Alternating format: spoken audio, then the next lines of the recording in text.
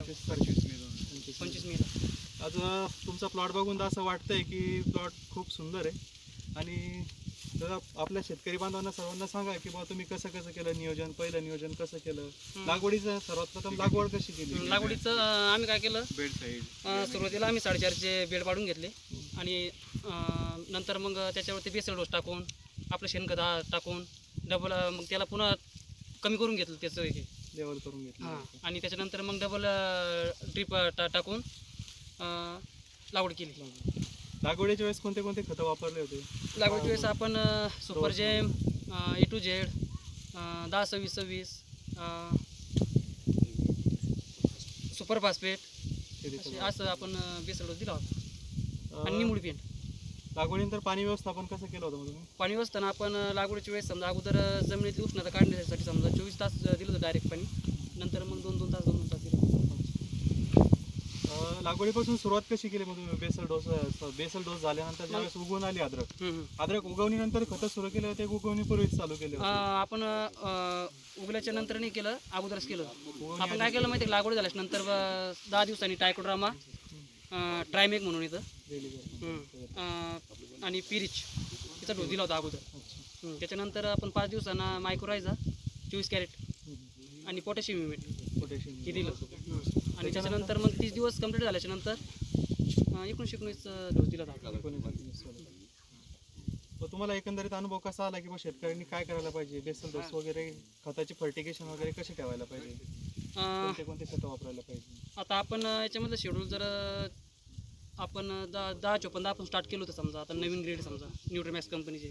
आता मागच्या वर्षी आम्ही 12-61 असेल, 13-40-13 असेल, हे समजा जनरल सगळे शेतकरी वापरते ते वापरत होतो. आता ह्यावर्षी आपण समजा गणपती कृषी सेवा केंद्र यांच्या मार्गदर्शनाखाली प्लॉट होता हा, त्यांनी आम्हाला सांगितलं की नवीन ग्रेड वापरा तुम्ही. त्याच्यामुळे आम्ही ती वापरले. मग 10-14-10, 14-5-32, 6-12-36, 44-29, 60-20 या अशी ग्रेड आपण हिला दिलेले. तुम्हाला काय अपेक्षित आहे, एकरी उत्पन्न किती व्हायला पाहिजे.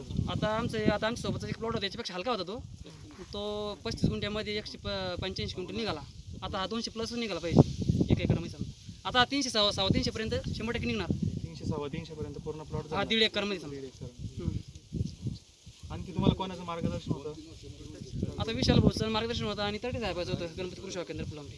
आता आम्ही पहिलं जनरल म्हणजे इकडं जर आम्ही ज्याची शेती करतो शेती समजा, तर आता आमचं 80-90-70च्या काही वर आमचं ॲव्हरेज गेलंच नाही. हां, पण आता आमच्या जैविकच्या याच्यावर जास्त भरोसा बसला आणि जैविकमुळे आमचं समजा चांगला फायदा झाला. जैविकमध्ये कोणते कोणते प्रोडक्ट वापरले.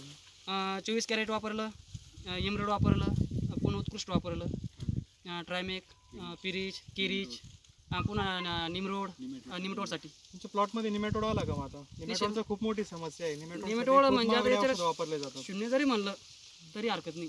आता हे तुम्ही प्रत्यक्ष पाहू शकता सगळे शेतकऱ्यांना निमरोड वापरलं पाहिजे की दुसरे महागडी प्रोडक्ट वापरले पाहिजे. निमरोड वापरलं पाहिजे. आता कारण काय झालं, आमच्या या भागामध्ये ना लोकांनी समजा बाहेरचं वापरलं होतं, व्हॅलम प्राईम वापरलं होतं, त्यांना पण नंतर निमरोडचं वापरावं लागलं आणि त्याचा रिझल्ट आला खास. आणि मी तर म्हणतो समजा माण्याच्या माल जर वापरलं 4 महिने तर 100% येतच नाही. 4 महिने वापरणं गरजेचं आहे. हां, खडा बघू कसा आहे, पडला होता ना. हा तुम्ही बघू शकता खड्याची साईज, क्वालिटी कशी जवळ. फुटव्याची संख्या पण भरपूर आहे.